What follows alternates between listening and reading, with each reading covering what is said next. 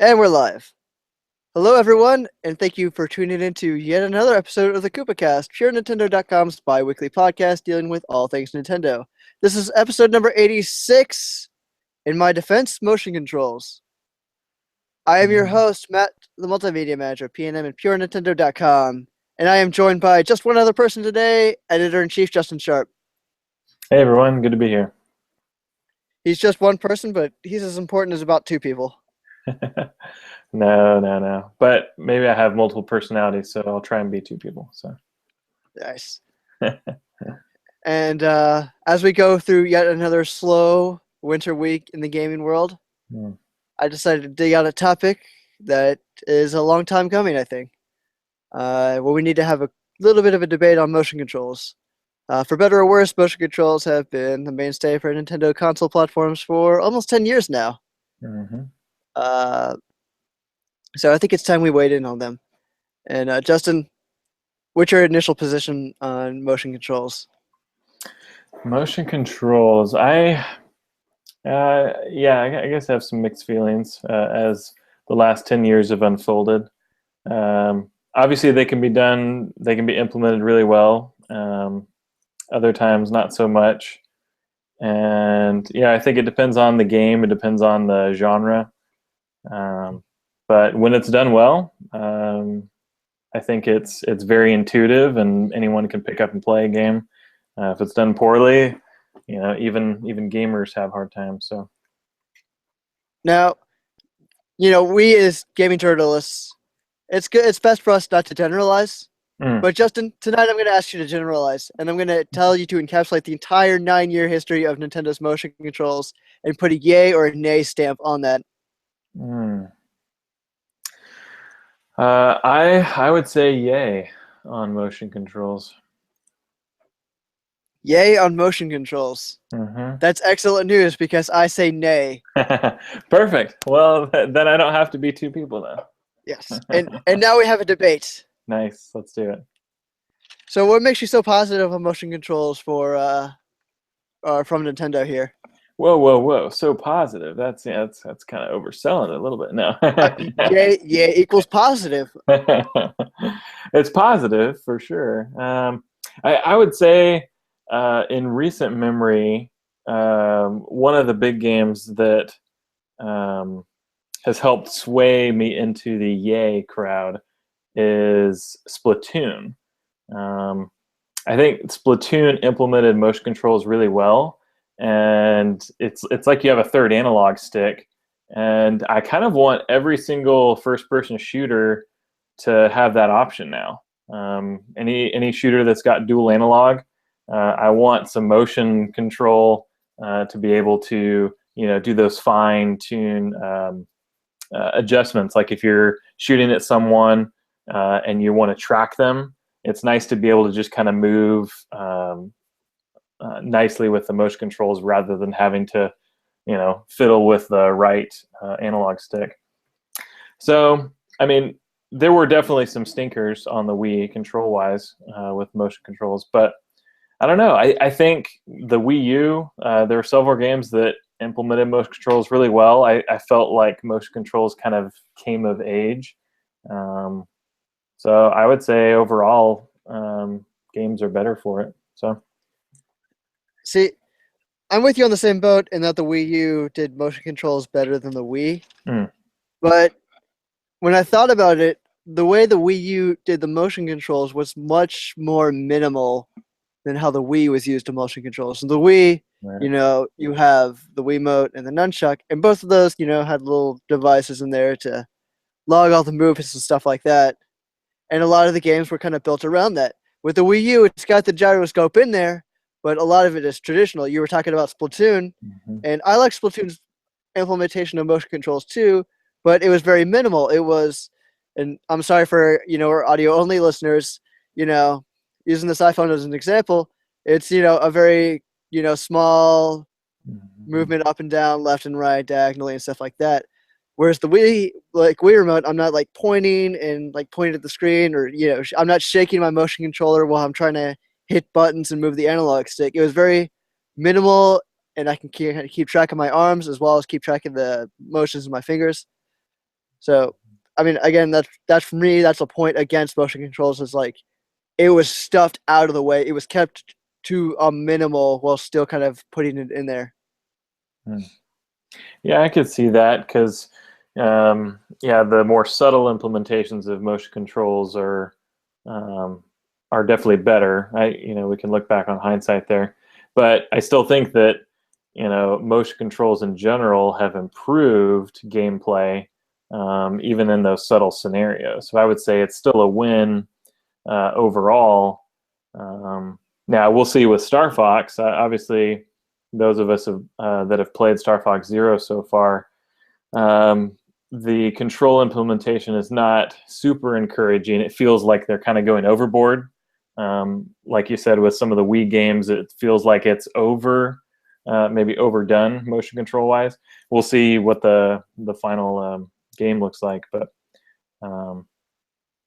yeah, I would still say it's a win, even just having those subtle implementations. If you didn't have the Wii games, you wouldn't necessarily have. What if you had Splatoon without the motion controls? Obviously, you can turn motion controls off and you can just use dual analog, but I would argue that you're not going to have quite the precision that you would with motion controls. I think that could be argued depending on a person's personal play style.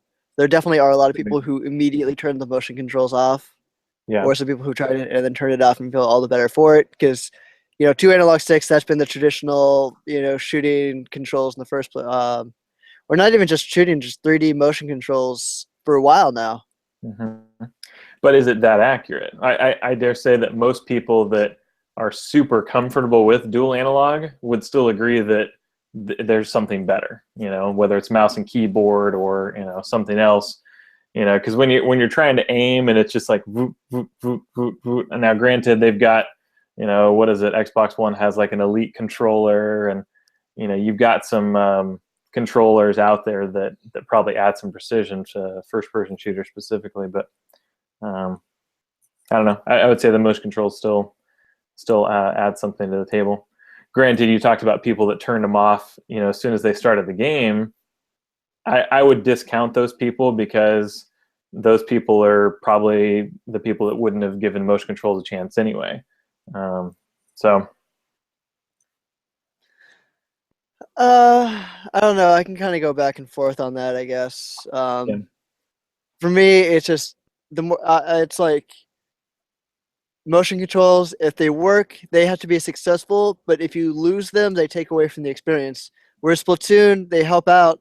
But I feel like if I got rid of the motion controls in Splatoon, I'm not losing anything in the experience of playing Splatoon. Obviously, you disagree because you want that precision in there. Mm-hmm. And but I could tell you at the same time. Well, no, I can't tell you. I can't tell you what the other person doing the control on the other side of the world who's kicking my butt in Splatoon is doing. Yeah. All I know is everybody's kicking my butt. Yeah, I don't know what the prevailing. It'd be nice to see what everybody's using if they have motion turned on or not when you're playing online. They should do a Splatfest about that. They should have a Splatfest for motion controls and then traditional controls. Yeah, you heard it here, folks. If we see a Splatfest in the future, then Nintendo stole our idea. Yeah, that was my idea. Copyright. I'm going to come after that. Yeah, patent pending. Patent pending. Yeah. But yeah, I was looking at the other games for Wii U. Wind Waker. Obviously, use the same thing like Splatoon did. Fatal Frame, again, same thing. Mm-hmm. You're really controlling the camera using that gyroscope. Mm-hmm. I think the upcoming Twilight Princess HD, I think, is using it for shooting arrows. I think, which we'll see how that works out. Right. Well, I mean, it should work out great because you played Wind Waker HD, right? Yeah, it should be better than the pointer because I was actually playing the original Twilight Princess last weekend, and the pointer implementation hasn't aged as well. It's nice that they're switching to the. I don't know, for some reason holding the gamepad like this is a little more natural than trying to, find the sweet spot for pointing the remote. But I think it's because with the remote, you are tied to that sensor bar. And so you're like, oh, is the sensor bar above the TV or it's below? Okay, I got to find that sweet spot before I actually, get the accuracy I want. Whereas with the gamepad, the motion controls are, as soon as you start moving, you're getting immediate response, and you can see, wherever the controller is, that's where my center point is, and I can start going. So I think in that regard, as we've mentioned, the Wii U motion control implementation does seem to be more natural. Yeah, definitely more natural, more minimal. But enough about the Wii U. Let's talk about the Wii a little bit. Yeah, which is a completely different beast, and of course is older. So yeah. I was just thinking about some major like Wii games. Obviously, most of these are first party because we're talking about Nintendo here, and then I got a third party in here because what the heck, why not? Obviously, the flagship title for Wii was Wii Sports. Yep. Skyward Sword, we got to talk to you at some point. Yep. Mario Galaxy and Mario Kart. Oh yeah. Mm-hmm. And then finally, I have Star Wars Force Unleashed on here. Yes.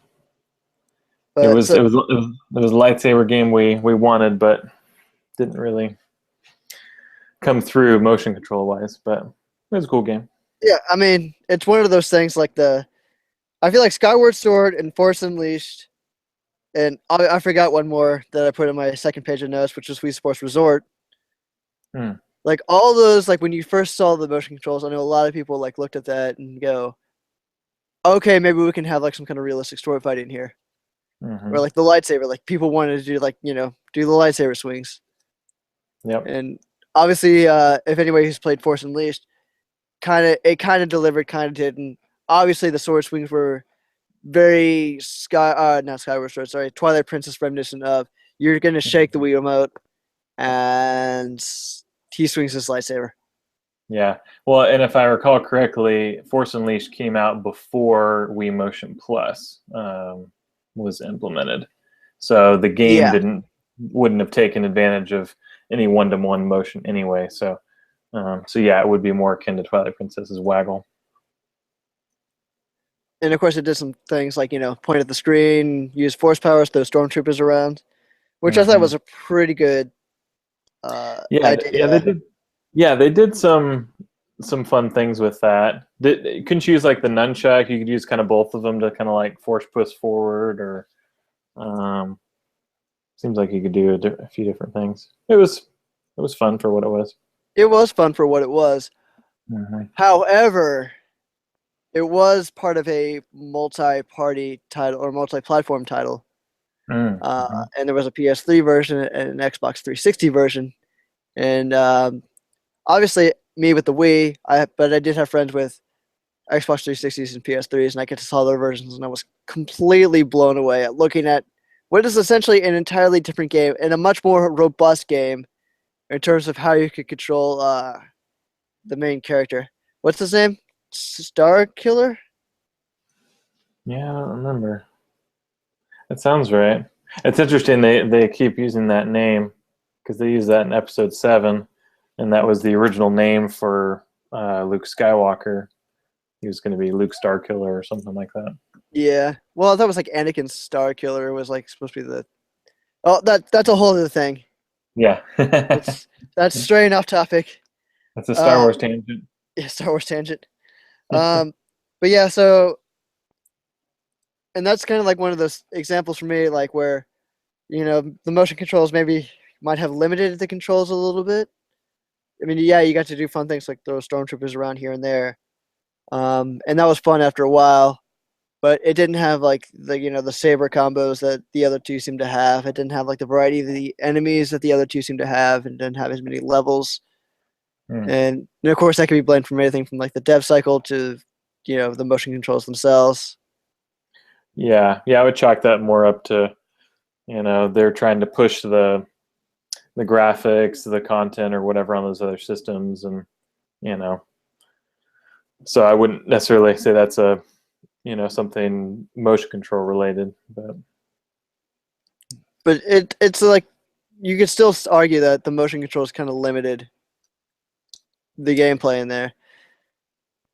I guess a little bit. Like you're talking about like button mappings, because like you're talking about the combo system and the other ones. Like I'm guessing you press like, circle X circle or whatever, and you can do combos. Or Yeah, or like A B Y Y or something like that, and you get another combo, and you combine it yeah, with force powers. And like I said, there was some of that degree where it's like waggle waggle B or something like that, or waggle waggle A, and yeah.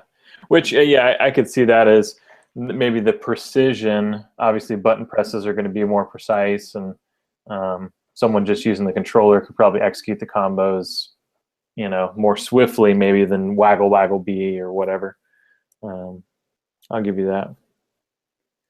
yeah, I mean, it's just that I feel like motion controls don't have much to do, especially didn't have much to do. Skyward Sword's obviously like Skyward Sword and Wii Force Resort, which we're gonna get to later, is like a different argument.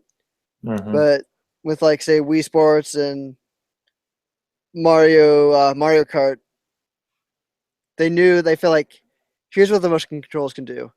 They can go this direction or they can go this Hmm. direction. They can't go at the same time, and obviously that's a problem. And we'll have to take advantage of that. Mario Kart. Let me ask you a question first. Mario Kart, did you use a controller or did you use the Wiimote? I use the Wiimote quite a bit actually, because I was trying to, we always try and prove points, when you're playing with friends. And I was like, I bet I could beat you with the motion controls, and so then you're challenged to do that. Um, so I remember liking the motion controls quite a bit, and I used it with the little wheel, that came with Mario Kart Wii, and I thought they did a good job. With the wheel, you had that big button that connected, I think, to the B, basically just like to press the B button. Mm-hmm. But that was actually a really good implementation, because if you're just using the Wii remote by itself in one of the jackets, or even without the jacket, it's not very comfortable. But for doing like drifting and everything with the Wii wheel, man, I did pretty well with that. But Okay. so it was um, definitely easy to use, and I thought it added to the gameplay. But I mean, I would agree. I used the Wii wheel all the time to my friend's hmm. controller, and we were pretty evenly matched, I guess, on that game. Hmm. Um, but I mean, I think the reason it worked so well was there's not much. I mean, I guess relative to it, there's not much going on with the motion controls there. You turn left, Hmm. you turn right, and you just have varying degrees of that left and right movement. You're not pulling up or pulling back. There's a shake, which you do to do tricks and stuff like that, but otherwise Hmm. there's not much there. So when it's implemented simply in like a simple environment, like say Mario Kart, then the motion controls are great. Yeah, But if yeah. you, oh sorry, go ahead. No, sorry. I basically, yeah, like you said, if it's perfectly matched with the gameplay, and the gameplay is fairly simplistic, like with Mario Kart, you said, hey, you turn left, you turn right, you shake. I mean, that's perfectly suited for the original Wii remote and its capabilities. So, um, yeah, I think where developers got into trouble, even Nintendo themselves, was if they tried to do too much, um, with the motion controls, put too much burden on, oh, I've got to do a waggle waggle B, or whatever else, in order to execute this crazy combo. Um, keep it simple, keep it matched to the gameplay, keep it intuitive, because intuitively you're like, okay, I want to turn left, I turn left. I want to turn right, I turn right. That's what works so well with Mario Kart, and that's what works so well with Wii Sports. Swing the remote, swing the bat. So Mm-hmm. And I'm sure like we've tried like all the mini games in Wii Sports, and you remember that boxing game, right? yeah, hmm. That game did not work the best after like No, too long. If you yeah, punch too fast, or yeah, if you just punch too fast, you can all of a sudden you notice that your Mii's hands are down below, and you're trying to guard up, and you're just getting socked in the face. yeah. The boxing minigame was probably the worst implemented. It was basically trying to do a lot too much for what the Wiimote and the nunchuck could do. See, and the nunchuck couldn't sense nearly as much as the original Wiimote either.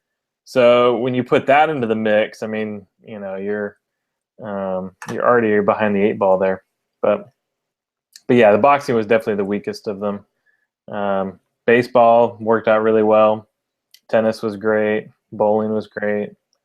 Golf worked perfectly. Those simple swinging motions. Yep, swinging.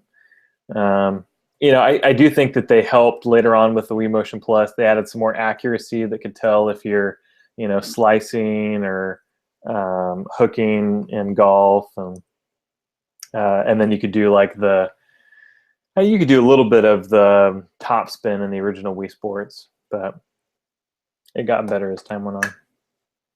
Right. And of course also tennis, which I think I played the most out of anything. Yeah. And one of the things, I know we'll get to it, with Wii Sports Resort, the table tennis, that was awesome. Very good use of the Motion Plus. Oh, absolutely. And let's just kind of move on a little bit to Mario Galaxy, which is in the one end of the spectrum where you have heavy motion controls. Obviously you have Wii Sports Resort, Skyward Sword, and all that. On the other end, I feel like games like Mario Galaxy is right there, where 80 to 90% of that game was traditional control, traditional control input, and the other 10% was finding a way to use the motion controls. And obviously, maybe not 90. Maybe I'm exaggerating there, because I'm not thinking of things like pointing at the screen when Mario's trapped in the bubble and you have to blow him around, or using the pull stars. That's another thing, but. Again, a lot of that was pointed at the screen or shaking the Wii remote. Those are basically the two commands, the two motion-based commands for the Mario Galaxy series. Those point at the screen or waggle the Wii remote. Yeah, and I would say your argument, the motion controls really didn't add much to the gameplay, is sound with Mario Galaxy, because let's be honest, they could have mapped the shake to a button, or, they could have, now granted, pointing at the screen and collecting all the star bits, that would be kind of hard to map that to a button. But yeah, I like that they kept it minimal, just a couple input with the shake and the pointing, but yeah. Yeah, I'm trying to think how it would have worked on the Wii U. Obviously there's a virtual Wii U. Do you have Mario Galaxy on the Wii U's virtual console? I do. Is there any does it have the original mapping? Do you have to use the Wii remote, or can you use the controller? You have to use the Wii remote. Pretty much all Wii VC games, you have to use the original control inputs. The only difference is you can run it off TV if you want. And that sounds like the worst. Yeah, the Wii U gamepad actually has a sensor bar built into it. Where the camera is, there's two little LEDs there.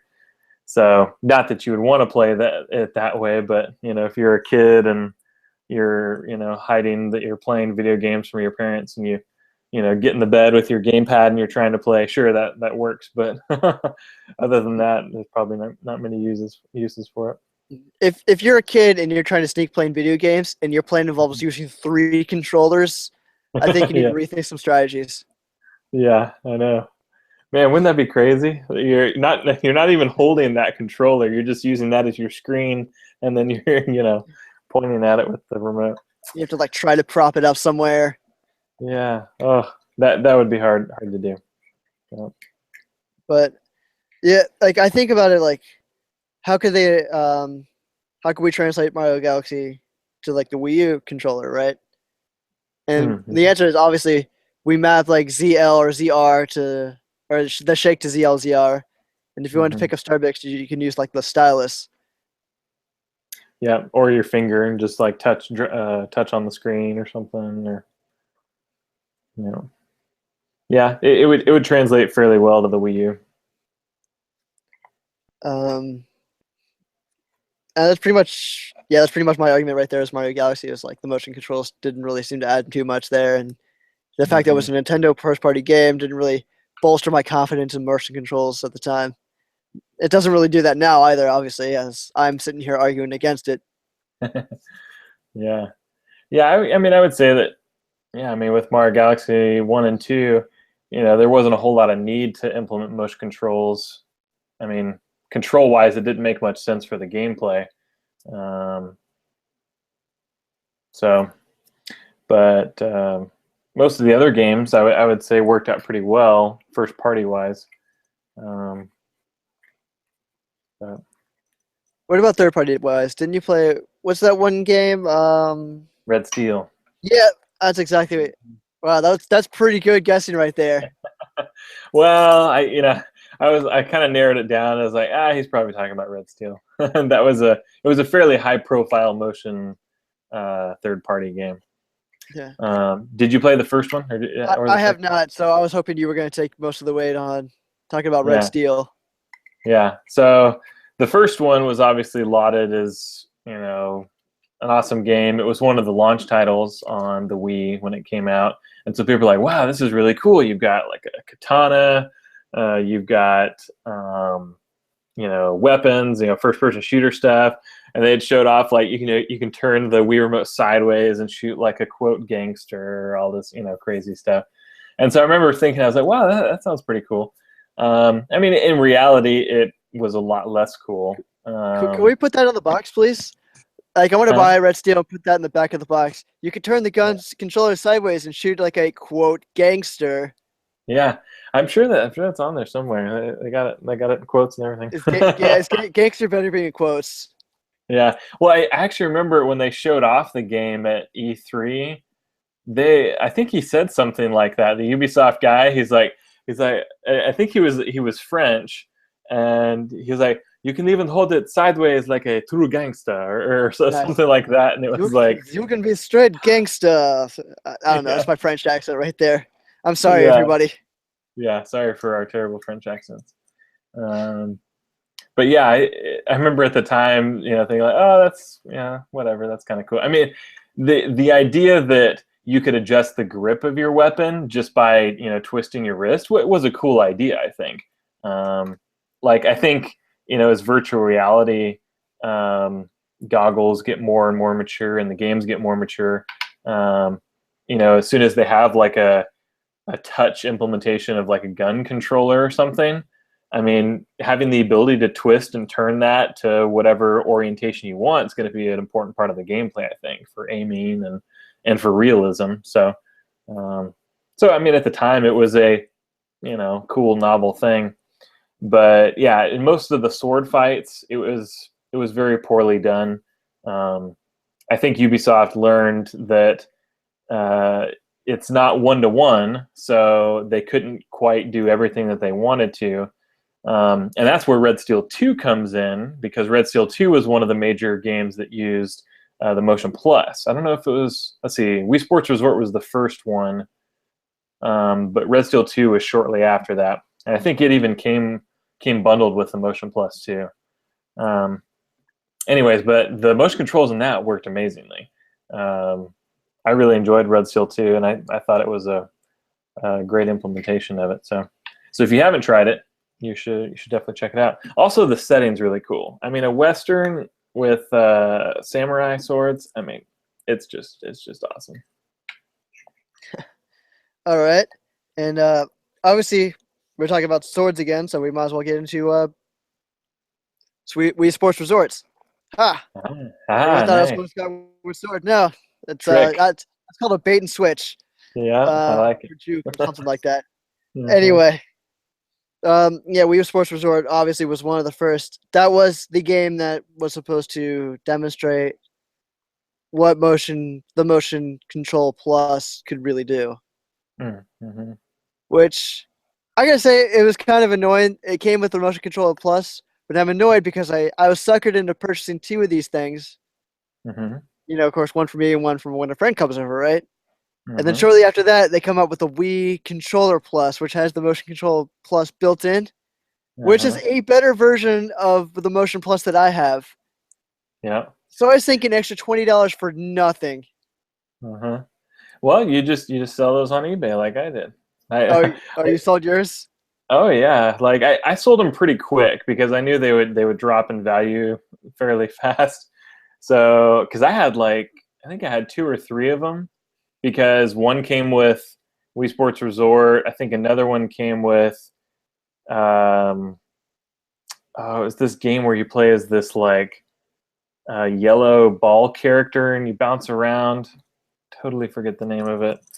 Anyways, but I had one from that, and then I had one from Red Steel 2 that came with the Motion Plus adapter. But yeah, then they came out with the Remote Plus, and so I immediately just sold those and just got all Remote Pluses. But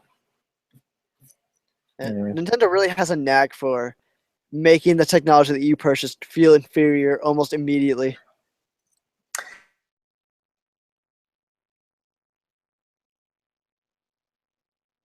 Oh man, technical difficulty. Are you still there? Well, this part's gonna be cut out of the audio part. Hey, Hey, it's sorry. Justin again.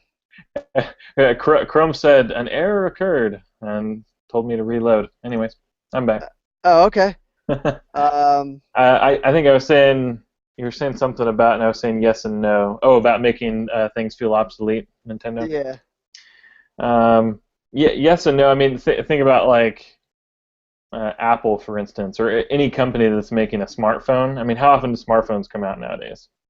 Oh yeah. Oh no. I mean, Apple totally came to my mind, but that doesn't excuse. That doesn't mean Nintendo suddenly did not make a new iteration of the 3DS, or like 3 iterations of the 3DS. Yeah, that's true. But they're fairly spaced out. I'd say a year and a half between, if not more. But and to me, like I've kind of gotten over not owning every piece of Nintendo hardware ever. So to me, when they come out with a new thing, I'm perfectly fine selling my old one and trading up for the new one. Now, granted, that's been kind of an ordeal because there isn't a true account system yet. Obviously, Nintendo just opened up Nintendo account registration, so you should go check that out. But so that's going to be obviously a whole lot easier in the future. But Yep, totally pre-registered this morning. nice. Same. Sorry, where were we going with that? We were talking about Wii Sports Resort, and then we got off into a tangent. Oh yes, yeah, Wii Sports Resort. I'm trying to remember the things that I liked about that one. I mean, the golf was pretty fun. I think they actually made it harder because they added in the extra layers of sensing. So like when you're putting, before you would just like line up, you would adjust for the gradient of the green, and you would putt, right? But now, depending on what angle you actually putt, it could totally throw off where you actually aimed. So if you're aimed and you're like perfectly set up, you're like, oh, this is gonna be perfect for that gradient to bank to the left. But then you kind of shank it a little bit when you actually putt, it's gonna totally take your aim and skew it off another 20 degrees or something. Same thing when you're driving or doing any of the other clubs. So, I mean, it made it more realistic, sure, but I don't know that people had as much fun with it. What was the other one? The Frisbee? Yeah, there was Frisbee. Frisbee golf. The Frisbee golf I had a lot of fun with. Playing catch with the dog wasn't as fun, but the Frisbee golf was really fun. See, I don't remember their Frisbee golf so much because another game that took advantage of the Wii Motion Plus also came out shortly after that it just kind of remembered, which was Tiger Woods Pro Golf. Ah, yeah. I don't know, 2012 or something like that. Maybe I have it back here. Wii Fit Plus, Legend of Zelda, blah blah blah. I don't know, it's somewhere. Anyway, yeah, it's a Tiger Woods game, and they also had Frisbee golf.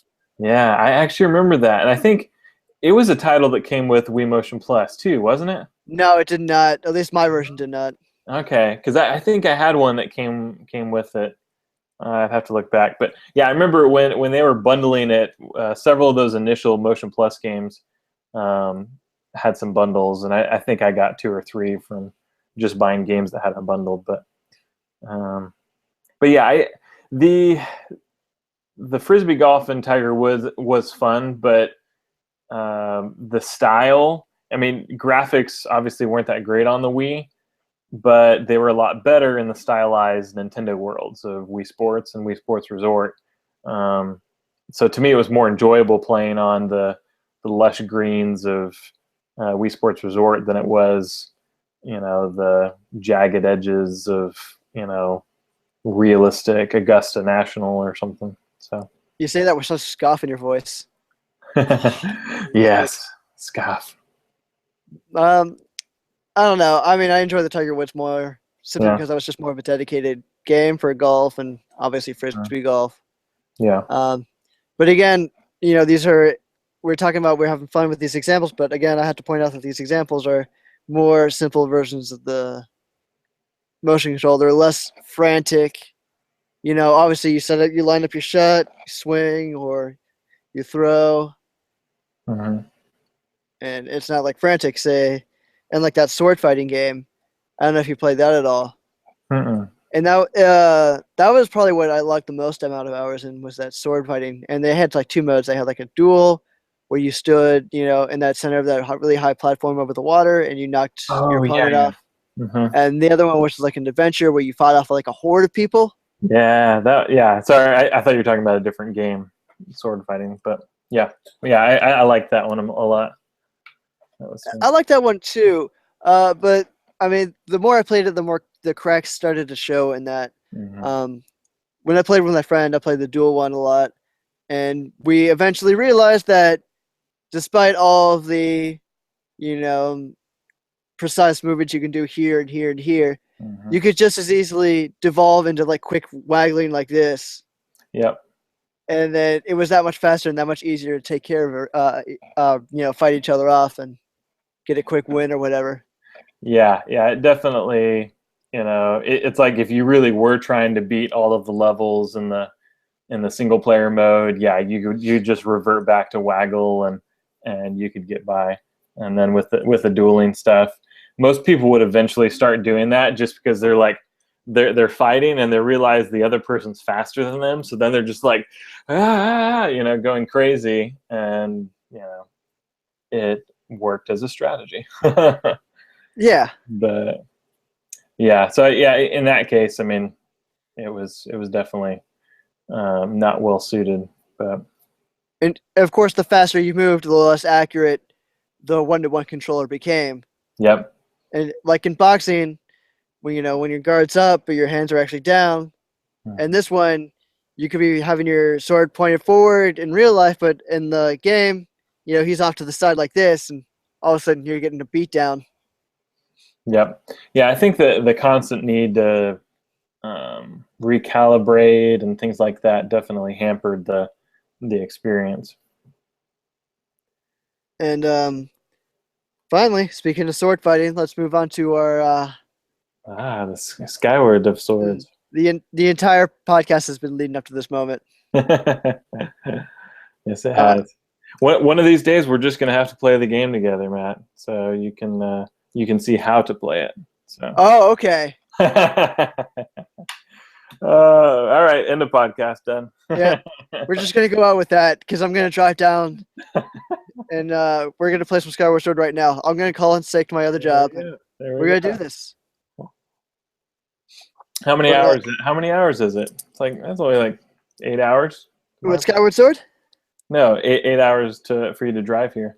Yeah. Oh yeah, that's fine. I could do that. No problem. Oh man. I drove like 22 hours to Minnesota. I can do this. Yeah, that's right. That's nothing.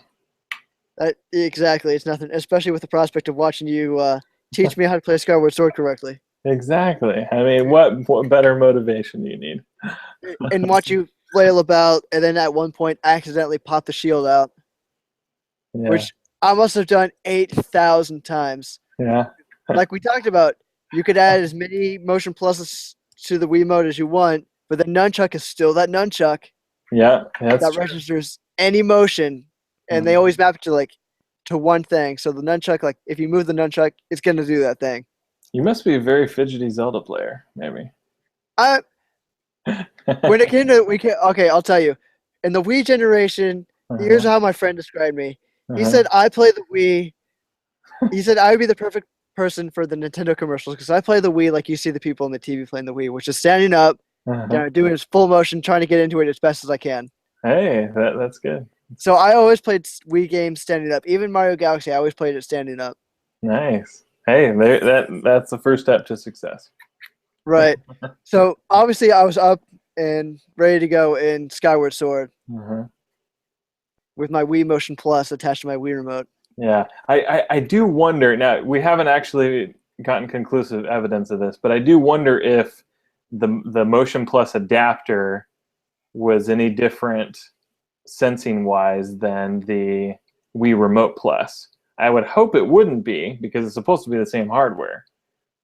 But we need to do a test on that. Yeah, because I mean I remember I had to recalibrate so many times, especially when things get heated, which they do oftentimes in the latter half of the game. Yeah. Yeah, see, I don't remember. I mean, I remember having to recalibrate every now and then, but not nearly as much. And I've heard like your similar arguments from like people on NeoGAF. It's kind of like, maybe even 60-40. People had a good experience with it, and then 40%, it was all over the place. So I wonder if that 60% bought the game with the Remote Plus, because I think it was one of the first games to release with a Remote Plus. Maybe it was the initial launch of that. But if you didn't buy it with a Remote Plus, if you bought it separately, then I don't know if you're at a disadvantage or not. I mean, I might have been. I don't know. I couldn't tell you.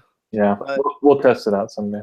What I can tell you is, of course, like I said, when things got a little bit more frantic, then you start losing calibration, and that hinders the game.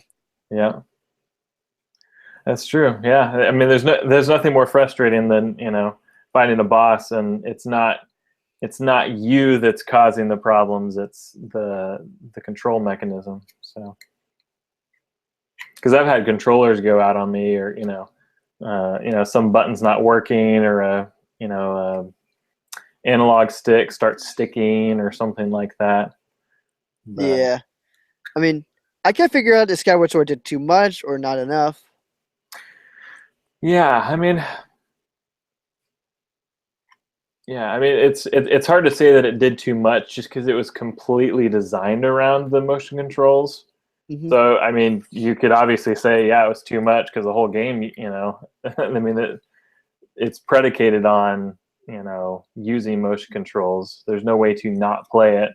Whereas Twilight Princess, you could obviously play, the GameCube version and, probably still have a good experience, maybe even better than what people had on the Wii with the waggle controls and the pointer controls with aiming with the bow. But yeah, with Skyward Sword, it's such a different beast because they just completely design it around the motion controls. I mean, just like the menus, like navigating the menus. What was it? Don't you hold down like the B button and then like navigate around up Yeah, down? but you could also use the analog stick too. That's Like you true. take your cursor off of the sensor bar screen or whatever, and Mm-hmm. just use the analog to pick your option. Yeah. Well, and that was at least nice. You could see them kind of transitioning to the Wii U era where they've kind of gotten rid of the sensor bar, or at least the need for it. And you kind of saw that a little bit in Skyward Sword where you weren't tied to that sensor bar necessarily. Like just moving your remote up and down would give you that ability to navigate the menu or use the analog D-pad or whatever. But I don't know. I mean, I had a couple demands about Skyward Sword that I was thinking about, which was it would have been so much of a better game if you mapped the nunchuck movement to a button on the nunchuck, mm-hmm. and if you could actually block with your sword. Yeah. Because I feel like, well, you could swing the sword, and while somebody can argue that was natural, and I guess it's, I'll give it some kind of pass with natural if that pleases you. Well, it doesn't have to please me. When you have to block, that's like a whole different thing to me. Yeah. Well, and I think I think that limitation is just purely based on the constructs of a traditional Zelda game. I mean, you know, they have a shield, so you can use a shield in a discrete manner, not, you know, I think maybe it was a problem in the game design, that the fact that they didn't have the ability to block with the sword, you know, that they had just this, okay, it's either or. It's either the sword or the shield, you know, not both at the same time type of thing. So that would have been cool. I'm trying to think between that. I don't know. I just don't think it was good enough. I don't think it was there yet. Skyward Sword was there yet.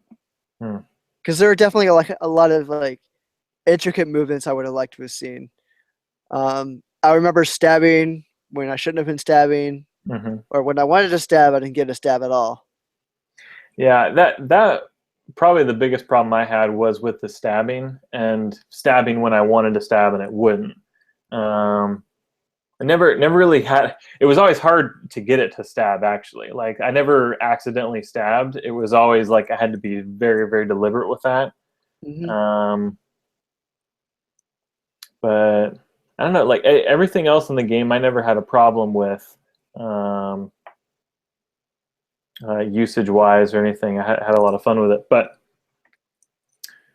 anyways, I'm not saying that you didn't put in the effort or anything like that. You know, it's. Yeah, I played that game again this year. Well, last year, 2015. And it just didn't seem to age that better. I mean, I gave it another chance. Yeah. You can't say I didn't give it another chance. Did you give it another chance with a Wii Remote Plus? No, because you won't let me borrow it. I'll send you one sometime. All right, maybe I'll do that. Maybe we'll make a series out of it. I've got 4 of them. You have 4 of them? I can see that. Yeah, I've got. Well, I started selling off all of my old Wii remotes and all of my Motion Plus adapters, and it funded the ability to get new ones. So there was a black one that came with Red Steel 2. Maybe it was Red Steel 2 that came with the Wii Remote Plus and not a Motion Plus adapter. No, I think it was a Motion Plus adapter. That's going to bug me. Hold on, I'm looking here. All right, I guess I'll vamp. Let's see. I guess might as well conclude my statements. I still think motion controls aren't there yet. I'm still nay on motion controls. And I think Nintendo did the right thing to keep motion controls down to a minimum with the Wii U, which is just kind of controlling the camera, acting as a third analog stick. It's a nice, simple movement, and it's something that doesn't take up too much time to program or get too precise, and it doesn't you don't have to set the controller down to recalibrate anything or stop the gameplay or frustrate the player at all. It's there, it's quick, it's simple, anybody can use it. It doesn't require, too many inputs here or there. So I think that's the perfect level. But obviously, it's probably going to be on its way out with the next thing, because it's been less and less motion controls. And they might be at this point thinking, well, why do I even need it anymore? And then it could be gone. Yeah. I did find that title. It was Fling Smash. You remember that one? No, not at all. Okay. It was a game that came out November of 2010. So this would have been, I guess that's 2 years before the Wii U came out, so it wasn't super late. But it came with a black Wii Remote Plus, and it was the game you flew this little yellow Kirby-looking guy around, and it was kind of like a breakout game, but a platformer. So it was very interesting. Anyways, that was one of the remotes that I had. Gotten a couple over the years since then, but